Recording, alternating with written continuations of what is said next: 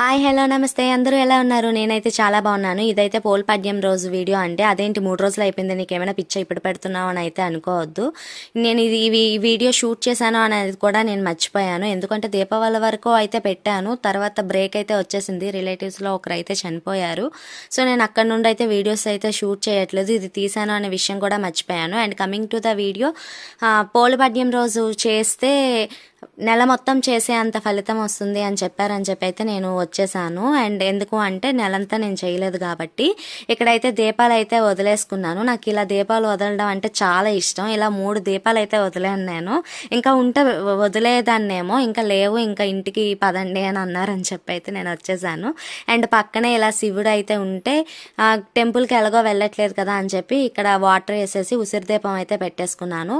ఉసిరి దీపం పెట్టేసి ఇంటికైతే వచ్చేసాం. Bye bye. లైక్ అయితే చేయండి.